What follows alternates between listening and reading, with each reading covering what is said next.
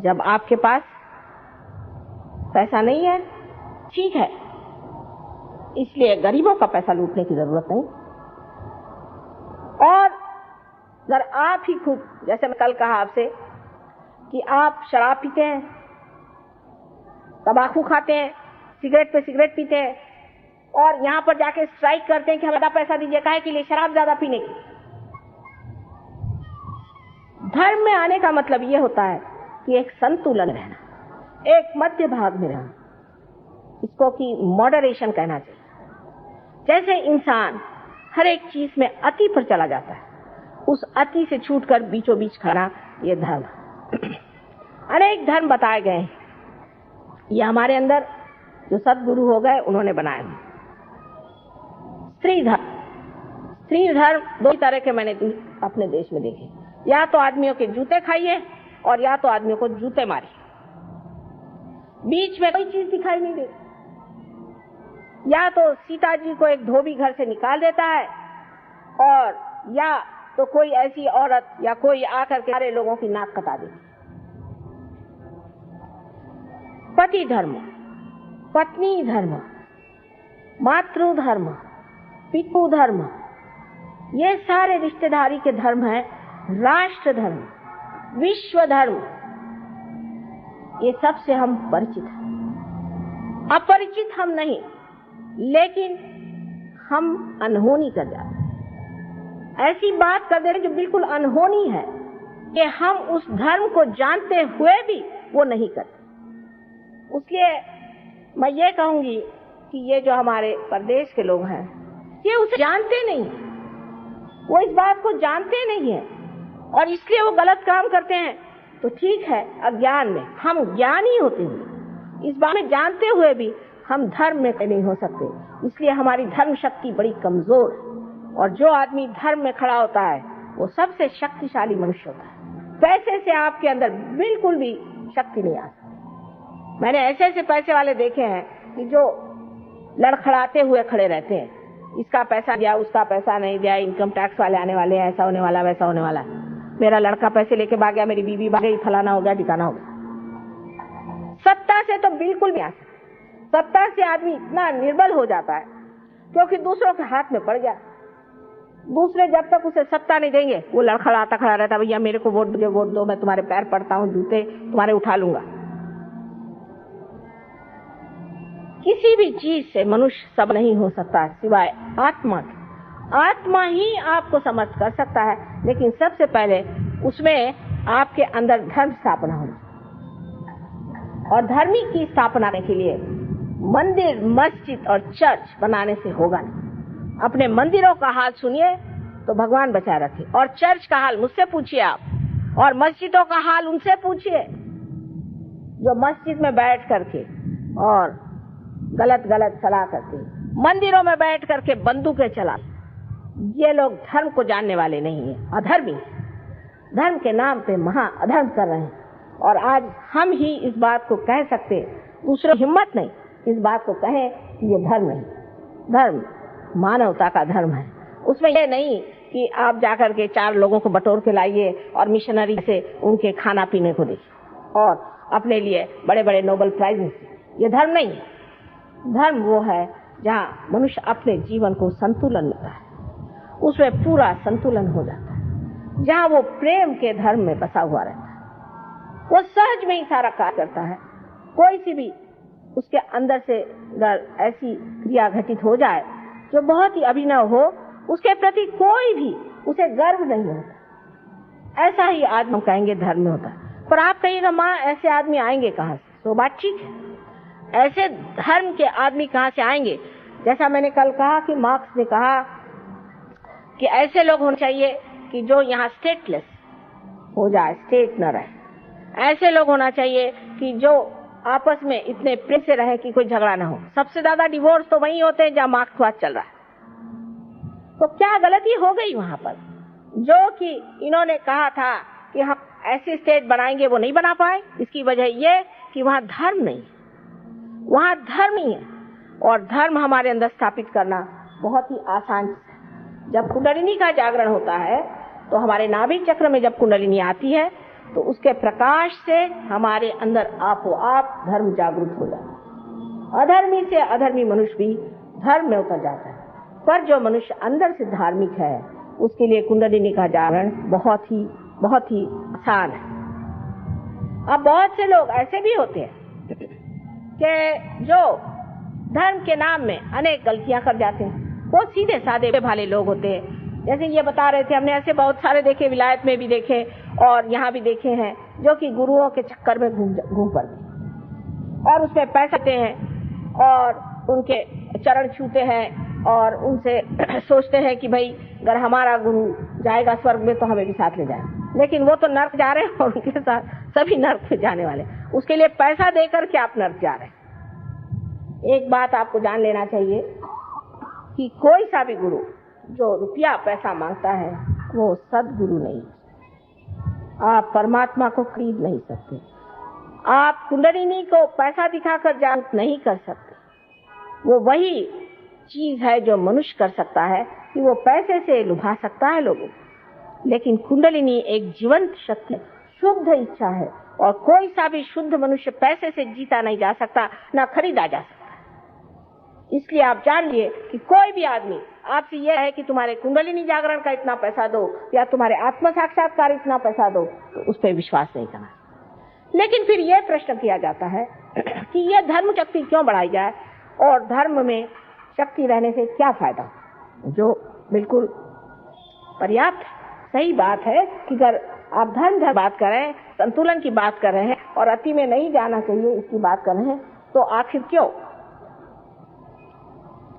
जब आप कोई प्लेन को देखते हैं जो आकाश में उड़ता है, उसके उड़ान से पहले देखा जाता है कि वो संतुलित है या नहीं, उसके सब पेंच कसे हुए हैं या नहीं, वो सब पूरी तरह से जुटा हुआ है या नहीं। उसी प्रकार धर्म से मनुष्य में वो शक्ति आती है जिससे वो उड़ान कर सकता है। उसका उड़ान बहुत आसान और बिल्कुल सीधा पहुंचता है अपने लक्ष्य की ओर जब वो धर्म में खड़ा। बाह्य के धर्मों की बिल्कुल भी नहीं बात कर रही हूँ, लेकिन अंदर के अपने धर्म होते हैं। जैसे कार्बन की बैलेंसी जो 4 है, ये उसके धर्म है। कार्बन का धर्म है उसकी 4 बैलेंसी। और उसी प्रकार हमारी 10 वैलेंसी है, हमारे 10 धर्म हैं। उन 10 धर्मों को हमें संभालना चाहिए और जब तक हम उन 10 धर्मों में संतुलित नहीं होते हैं तब तक हमारी उड़ान नहीं हो सकती। वो 3.5 लपेट में, जैसे कि एक कागज को आप लपेट लीजिए, इस तरह से मध्य नाड़ी है और उसके जो बीच का हिस्सा जो बहुत सूक्ष्म है, उसके अंदर से कुंडलिनी एक बिल्कुल छोटे से बाल की तरह उठ करके और छेद देती है ब्रह्मरंध्र। उसके बाद ऊपर से परमात्मा की जब करुणा बहने लगती तब और उसके साथ में बहुत सारे ऐसे ही केश के जैसे बिजली के तरह तार जैसे उठते हुए कुंडलिनी 6 चक्रों में भेदती हुई ऊपर तक चली जाती है। जो आदमी संतुलन में रहता है, जिसने हमेशा धर्म का पालन किया है, जो धर्म में रहता है, अपने गौरव से रहता है, ऐसे आदमी की कुंडलिनी खट से पूरा की पूरा ब्रह्मरंध्र छेद करके ऊपर चली जाती है। ऐसे हमारे यहाँ कुछ लोग हैं, लेकिन वो देहातों में रहते हैं, शहरों में नहीं। शहर में तो पहली भूत की ये दा है कि वो अहंकार रूपी बड़ा सुंदर सा जान पड़ता है और उस अहंकार में डूबे हुए हम कठिनाई से पाते हैं। अभी थोड़े दिन की बात है, हम देहातों में ज्यादा घूमते हैं, आप जानते हैं। 4-5 दिन हुए होंगे, एक गांव है अस्त गांव, जो कि बहुत ही छोटा गांव है और उस गांव में बहुत दूर दूर से लोग अपने बैलगाड़ी में पैदल आए, हजारों की तादाद और कुछ नहीं। मैंने कहा ऐसे हाथ करो और थोड़ा सा संतुलन दिया, मतलब कितनों के हाथ में ठंडक आ रही, सबने हाथ उठा दिए और सबने बता दिया कि हमने पार हो गए और बस खुश हो गए, उनकी शक्लें बदल गई। अब कहते हैं कि माँ आप तो देहाती लोगों को ज्यादा पसंद करती हैं और जो मराठी में कहते हैं जेकार आंजले गांजले उन्हीं को आप देखती हैं और जो धड़धाकट है उनको नहीं जानती। मैंने कहा भाई धड़धाकट तो कोई परमात्मा की ओर तो आए, जो शहरों में रहने वाले लोग हैं, तो उन पर जो मैंने कल आपको बात बताई थी कि दो गति की ओर जा रहे, चित्त उनका हमेशा गलत ही चीजों की तरफ जाता है, जहाँ नहीं जाना चाहिए वहीं जाता है। उसकी वजह यह है कि हमने अपना जो मार्ग लिया हुआ है वो उल्टा, इसको उलटना चाहिए, इसको ऊपर की ओर लाना चाहिए, ऊर्ध्व गति में जाना चाहिए। सो कैसे? पूरी सिस्टम बदलना चाहिए। मैंने कल आपसे कहा जब तक ये पूरी सिस्टम नहीं बदलेगी तब तक हम लोग ठीक नहीं हो सकते। और ये बदलना हम लोगों का काम है कि जब हम योगी जन हो जाएंगे तो अपने आप सिस्टम बदल जाएगी। आखिर सिस्टम भी तो इंसान ने बनाई है और दूसरी सिस्टम भी यही योगी जन बनाएंगे, जहां हम ऊर्ध्व गति को प्राप्त हो। इस ऊर्ध्व गति को प्राप्त होने से आप सत्य को जानेंगे। अब सत्य क्या है? सत्य एक छोटी सी व्याख्या में कहा जा सकता है कि सत्य यह है कि आप आत्मा है। आप अहंकार, मनोतार, शरीर आदि कुछ भी नहीं, आप स्वयं आत्मा है। ये परम सत्य। और इसको जानने के लिए आपको आत्मा होना पड़ेगा। जब तक आप आत्मा नहीं हुए तब आपके लिए हर एक चीज जो बेकार है वही आप है। आपका मकान है, आपका ये है। जब तक आप ये कहते हैं कि ये मेरा है तब तक आप वो नहीं है। जब तक आप कहते हैं कि मेरी मोटर है, माने आप मोटर नहीं है। लेकिन जब आत्मा आप हो जाते हैं तो आप कहते हैं माँ मैं आत्मा हूँ, मैं आत्मा हूँ। ये सत्य। लेकिन जैसे ही सत्य हमारे अंदर प्रकटित होता है तब हमारे चित्त में क्या परिवर्तन हो जाता है? सबसे पहले तो इस आत्मा के प्रकटीकरण से जो लोग बुद्धिवादी होते हैं उनके बुद्धि में प्रकाश आता है, और जो हृदयवादी होते हैं उनके हृदय आनंद से डोलने लग जाते हैं। इसके बारे में मैं कल बताऊं, लेकिन आज बुद्धिवादियों की बात मैं बताती हूँ कि जो बुद्धिवादी होते हैं उनकी बुद्धि में एक प्रकाश आता है और वो देखते हैं कि यहाँ बैठे बैठे हम महसूस कर रहे हैं इन उंगलियों के अग्रों में के इस आदमी में क्या शिकायत है और हम में क्या शिकायत है। हम किस तरह से इस चीज को महसूस कर रहे हैं। एक बार जब शुरू में इंग्लैंड में हमने काम किया, आप आश्चर्य करेंगे, 4 साल तक हम 7 आदमियों की खोपड़ी ठीक बैठे करते रहे। परेशान हो गई तबीयत। मैंने कहा इससे अच्छा उस हिंदुस्तान में काम करे, पर क्या करें, हमारे पति की वहां नौकरी है। तो मैंने कहा चलो इन पे कुछ हाथ चला सके। 7 साल तक हमारे परेशान हो। 4 साल तक हमने 7 आदमियों पे मेहनत करी। लेकिन उस वक्त एक साहब जब वो पार हुए तो उन्होंने कहा कि आप कहते हैं, उनको तो विश्वास नहीं होता ना कि यहाँ बैठे बैठे आप सामूहिक चेतना में जागरूक हो जाते हैं और ये सामूहिक चेतना आपके नसों पे प्रदर्शन देती है, उसकी प्रचिति देती है। तो किस तरह? मैंने कहा अच्छा तुम कोई सवाल पूछो। कहा लगा कि अच्छा मेरे पिता की चिट्ठी नहीं आई, बहुत दिन से टेलीफोन नहीं आया, मैं जानना चाहती हूँ मेरे पिता का। अच्छा मैं ऐसे हाथ करके और तुम ध्यान करो अपने पिता का। एकदम से उनकी उंगली यहाँ पर पूरी तरह से जलने लगी। कहा माँ इसका क्या अर्थ हुआ? मैंने कहा देखो बेटे ये सब आपके पिता के चक्र है और ये जो है विशुद्धि चक्र है। तो अंग्रेजी में मैंने कहा कि he must be down with very bad bronchitis. और जब मैंने ऐसे कहा उसने कहा सच बात? मैंने कहा तो फोन करो। जब उन्होंने फोन किया तो उनकी माँ फोन पर आई और उन्होंने यही वाक्य कहा, your father is down with very bad bronchitis. उसके बाद उनका अच्छा अब क्या करें? मैंने कहा अच्छा मैं तुमसे बताती हूँ उसको किस तरह ठीक करना है। और जब वो किया तो 1 घंटे बाद उनकी माँ का फोन आया। उनका भाई पता नहीं क्या चमत्कार हुआ कि तुम्हारे फादर एकदम आधे घंटे बाद उसके खड़े हो गए, उस परफेक्ट लौट है। ये चित्त की कमाल, जिसे चित्त कहते हैं, ये असली चित्त है जिसमें सत्य का प्रकाश आ जाता है। यहाँ बैठे बैठे आप ये सब कार्य कर सकते हैं। आज तक मनुष्य ने कोई सा भी जीवंत कार्य नहीं किया, सब मरा हुआ कार्य लोग कर रहे हैं। मैंने कल ही बताया आपसे, जीवंत कार्य सिर्फ आत्मा के प्रकाश से हो सकता है, जबकि हाथों के उंगलियों के सहारे सारी कुंडली नहीं उठती है। आज आपने डॉक्टर वॉरेन को सुना है, इनकी जो बातें हैं, जो भी कहा, इससे बहुत गहरे आदमी हैं। इन्होंने कम से कम कुछ नहीं तो 4-5 हजार ऑस्ट्रेलिया के लोगों को आत्मदर्शन दिया और इन्होंने कुल वहां 12 शहरों में सेंटर खोले हैं। सिर्फ सिडनी में ही 7 सेंटर। इतना इन्होंने कार्य किया और ये आदमी बिल्कुल गए बीते हालत में यहाँ आए थे, बहुत बीमार। इतनी समर्थता इस आत्मा ने दे दी, यही समर्थ यही कहा जाता है मराठी में, समर्थाचिया वक्र पाहे असा सर्व भूमंडल कोण आहे। हमारे शिवाजी महाराज भी आत्म साक्षात्कारी थे। देखिए उनका जीवन कितना शुद्ध था। अगर आप तुकाराम या ज्ञानेश्वर जी, नामदेव जी, गोरा कुंभार किसी का भी जीवन देखें तो आप कहेंगे कि माँ इतने शुद्ध कैसे थे, क्योंकि आत्म साक्षात्कारी मनुष्य शुद्ध रहता है, अपने में समर्थ रहता है और किसी तरह से आशंकित नहीं रहता है। हर समय जानता है कि उसकी रक्षा परमात्मा करने वाली। आपको परमात्मा के साम्राज्य में आना चाहिए। आजकल के जमाने में ये बातें करना, लोग सोचते हैं ये निरी बेवकूफी है, क्योंकि जो बेवकूफ होते हैं वो दूसरों को हमेशा इस तरह से समझते भी। लेकिन बात सही यह है कि जो हजारों वर्षों से अपने देश में कहा गया है कि आत्म साक्षात्कार को प्राप्त करिए, वो बात बिल्कुल सही है और वही बात आज मैं दोहरा रही हूँ।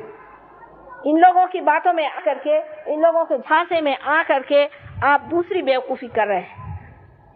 पहले इनके झांसे में आके देश को बेच डाला और अब इनके झांसे में आकर के अपनी जो पुरानी सबसे बड़ी चीज, मूल्यवान चीज है, उसको भी खो देंगे। कुंडलिनी का जागरण करना कोई आज की बात नहीं है। मार्कंडेय कहते हैं कि 14,000 वर्ष पहले उन्होंने कुंडलिनी का जागरण किया था। जनक राजा ने नचिकेता का कुंडलिनी का जागरण किया था।